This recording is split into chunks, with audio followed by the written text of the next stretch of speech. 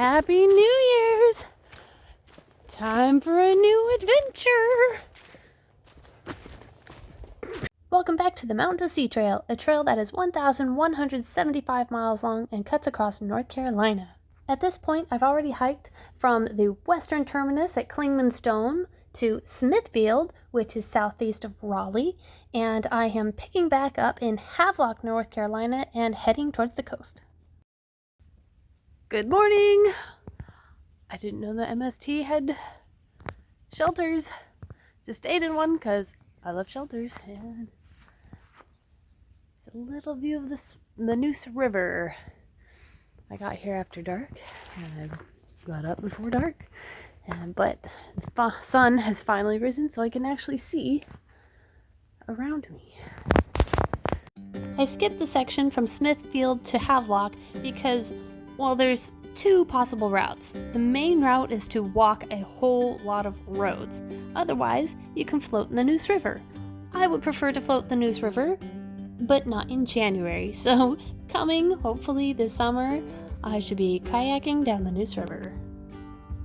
Besides that section, this should be my last section to make it to the eastern terminus. So I'm going to be walking through forests and then going up the coast through the Outer Banks, which are barrier islands. I'm so excited for. I've never been on a barrier island, and eventually trying to make it to Jockey Ridge State Park.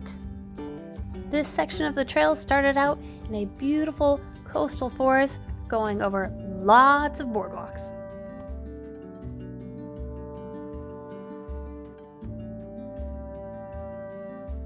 I also recently found Michael's backpack from the 90s, so I decided, hey, let's try out this backpack. It was a bit of a mistake. So, I'm just walking along like, it's so peaceful out, it's pretty quiet, I can hear the birds, keep hearing some rustling here and there, maybe it's an animal, I can't see them, and then suddenly a bugle goes off. Like,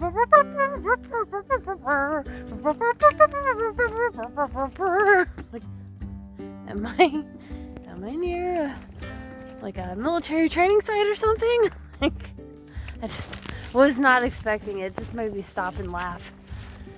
Oh, you're never really that deep into the wilderness, are you? Am I?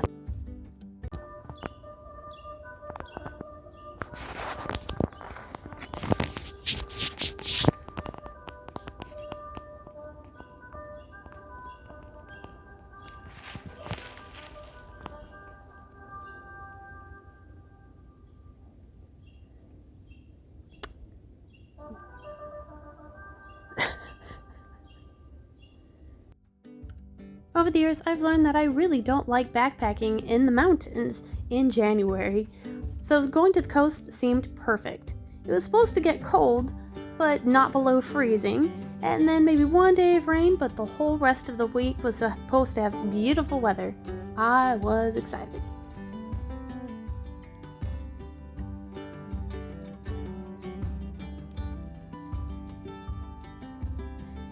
As I walked, I thought about the journey it took to even just get started on this section of the trail.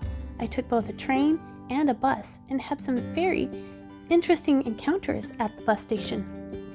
A little boy and a little girl, aged 9 and 11, were traveling with their grandma.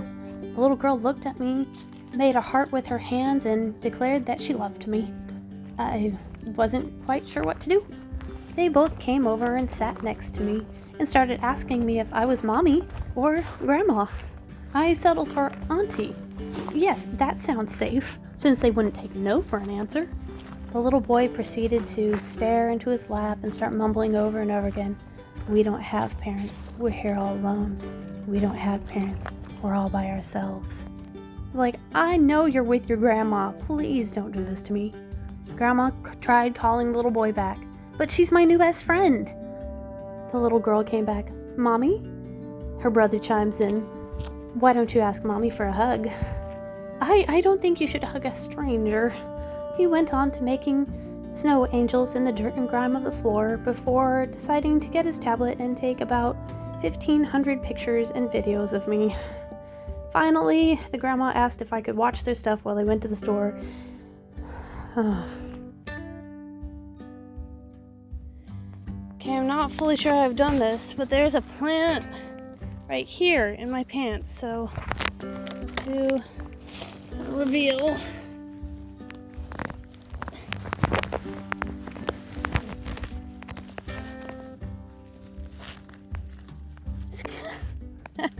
Ow! Oh my goodness. The next morning, I left behind the forests. Right, the next few days, got quite a bit of road walking until we get to the ferry to get to the island. But someone just pulled up behind me, a truck, and offered me a Gatorade. I don't really have anywhere to put it, but it's still exciting. And then he asked me where I'm heading, and I totally blanked out where the trail ends. So I just said, like, to the end. He's like, yeah, and he fist bumped me, and then he drove off. I had nowhere to put the bottle because this backpack doesn't have any bottle pockets. Like, where am I supposed to put my water if there's no pockets? Why did I bring this backpack again? Throughout the day, it got colder, wetter, and windier. Suzhou! Getting closer to the coast! I just went over some Intercoastal Highway bridge. It's like a half a mile long bridge. Not a very big shoulder. And very, very high up. It was a little disconcerting. I just started walking past this hole with water in it, and then suddenly two crabs went scurrying down the hole like, ah! But that's kind of exciting. Guess I am getting closer to the coast. Okay, this section, there's not a lot of places to camp. There are, official campgrounds every once in a while. And if you, register your hike, which I did, it does provide phone numbers to different churches that you can camp at. And there is a church I might be able to camp at tonight. Like, they only allow camping when it's dark out and it's raining. It's raining, and at some point it's going to be dark out. But I'm going to get there way too early, and it's not really enough miles that I want. For how many I think I'm going to have to do tomorrow would be a little too much for the amount of light that there is outside. But I've found another campground, contacted them. I guess they're technically closed for the season, but they're willing to allow hikers or people out on an adventure to stay the night anyways. There's no real amenities, but at least it'll be somewhere to put my tent up. And so shorter day today, off to Crockett's Landing. Yeah, at least I'll be off the road before dark. Currently, sunset is at 5:05 p.m. I love the view over the wetlands, but it comes with a price. Cars. There are birds. Come back here. Come. It really curved beak. Dang it. Heron.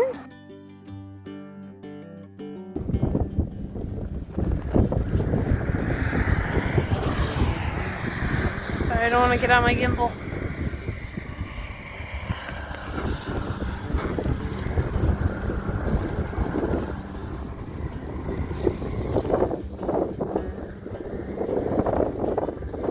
Finally, I made it to the start of the Outer Banks.